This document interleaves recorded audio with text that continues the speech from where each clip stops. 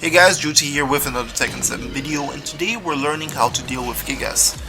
So the thing with Gigas is that he's a character you don't meet often online, and because of that a whole host of people don't know the matchup.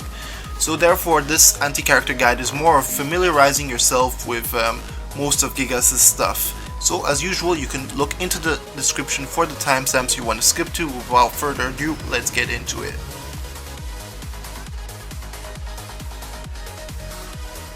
So as per usual these videos, let's start off with the launchers. First up we have down 2.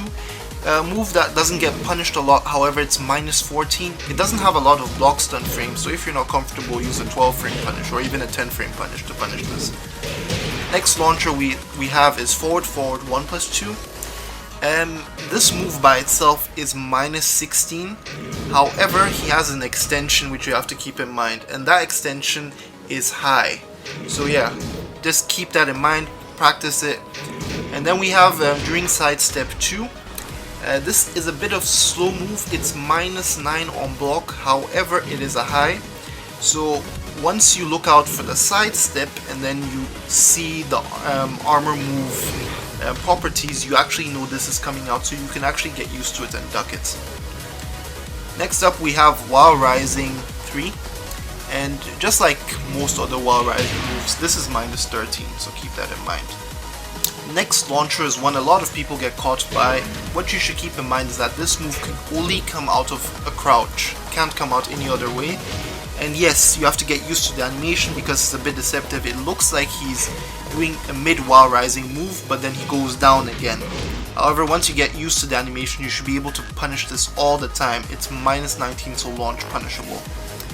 So now we have forward 4-2. The problem with this move is that it has like inbuilt delay, so you actually think the first move is over, so the first hit is over before the shoulder comes out. Get used to the animation and you should be able to always punish this at minus 13. Next up is something which is also thrown out a lot, and it's down back 3-2. It's minus 9 on block, however it doesn't look like it. The second hit is actually a high, and the thing about this is that even if you get hit by the low, you can still duck the high. So this is fantastic news and should be able to help you a lot. Special mention goes to back 1. A lot of people mistaken this for a safe down forward 2, however it's slower at 20 frames and it's not safe. It's actually launch punishable at minus 15. Now we have a launcher out of Golem, so one of his 2 stances which we'll tackle later, and it's the Golem 1, and this is minus 13, so make sure to punish it appropriately. So next up we have forward 1. So the second hit is the one which launches. This comes out quite slow, and the only way for you to deal with this is actually to get used to the animation and duck the second hit, because mostly that's how it's going to come out. And this also then brings us to the counter hit launchers. You see, forward 2 by itself is also a counter hit launcher, and when it's just this single hit from the string, it's minus 9, it's a high, so it's effectively now Gigas' turn, so don't let him steamroll you. Next up we have back 1+2, and this has 2 different versions of it. If he does it by itself, it's plus 4, so keep that in mind. He's in plus frames, and then if he uses it to transition into Golem stance, then he's plus 6, and because he's in Golem stance, all highs do not connect. Keep that in mind. Next up we have forward 3, and this is safe at minus 9, so keep that in mind. And lastly we have up forward 3. Now this is kind of like a hop kick, but it needs a counter hit to become a full combo. Get ready to see this at the end of rounds, especially when Gigas is getting up, so kind of like what people do with random get up hop kicks. This is what you normally see, so keep that in mind. It's minus 3, so it's still safe and Gigas is not at much of a disadvantage. Let's talk about stances. First up is the Golem stance. A lot of people mistaken this for Gigas crouching, but it's its own stance, so make sure you can differentiate them. So first up out of Golem is his 1 option, which we already covered under launchers. It's minus 13, so punish it appropriately. Next up is his 2 option, which is a mid. It's neutral, so it's at 0. And then we have his 4-1 option, which is a low-high string, and it's -1 on block. However, just like the down-back 3-2, which we mentioned at launchers, what can happen here is that even if you get hit by the low, you can still duck the high, unless of course it's a counter hit. And yeah, use this to your advantage, so still duck the high and launch punish him for it. Now, Gigas has access to a very devastating throw out of this stance, his 1+2 throw, and it can also be used to throw you into the wall for a wall combo. It's a 1+2 throw, it's the one which is going to come out of the stance, just know it, so also make sure to break it with 1+2. He as well also has an option to do like a kind of back jump by pressing up back. However, this isn't really that important, so we're not really covering that. So the thing about this stance is that Gigas doesn't really go manually into it. What he normally does is he uses strings to get in, so now we're going to cover those strings. So the first string is 2-1 into Golem. It's -4 on block. Keep in mind that when he goes into Golem, he goes under highs. Then the next string is forward 2, down 1 into Golem, and this is -2. And yeah, now we come to the ones which are plus on block. So down forward 4, 1+2 into Golem, this is +3. And now we have the one which is the one which you should really take care of, the one which we discussed earlier already. Back 1+2 into Golem, this is +6. So this one in specific, I wouldn't attempt to do anything per se. The ones which are minus, if I were you, I'd start backdashing, just to put some distance between you and Gigas. When you're +6, +3 isn't too bad, but the +6 move, that's where you should really wait and see what he does. You can't really do much or else you get counter hit. Next stance we're looking at is the Goliath stance. So the Goliath stance is a charge forward. You actually know it out of his rage drive, we'll cover that as well. So the first option he has is the 1 option. It's a mid and it's -2 on block, it's safe. The second option he has, and that's the one which you're going to see very often on beginner level, is an unblockable, and it's a high, so you have to duck it. So Gigas' weak side is actually his left side, so you could actually, if you're good enough, avoid both options by sidestepping left, because that's his weak side, in the right moment of course, and then ducking as well, so sidestep, duck. So what will happen is you will sidestep the mid option and you will also duck the high. However, in rage, or better said when he's utilizing his rage drive, this becomes a nightmare because it becomes a genuine 50-50.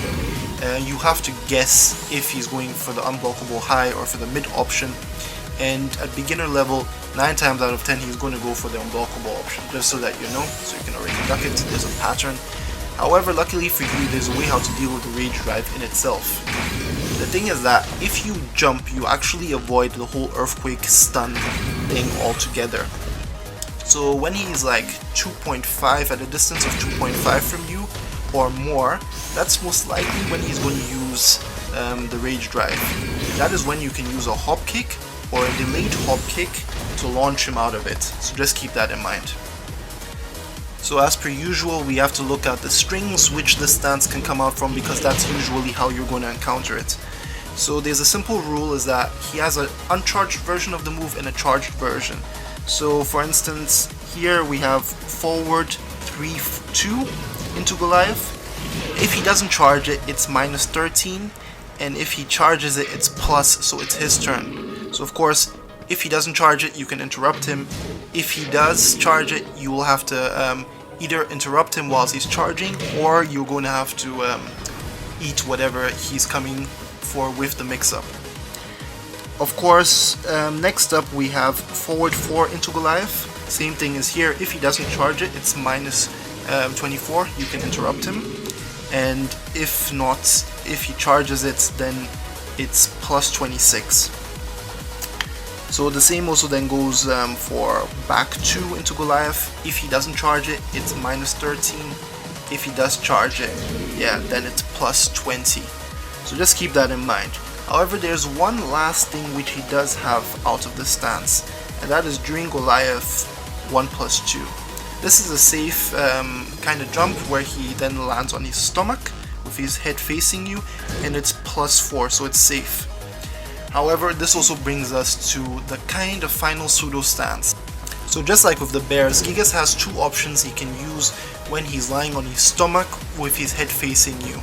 So these get up options, the first one is the 2 option. It's a low, so on counter hit it even grants him a follow-up. However, if you can see it coming, you can also low parry it. However, if you block it, it's -16. It doesn't look like it, but you can actually launch punish him off of it. Don't let the animation deceive you.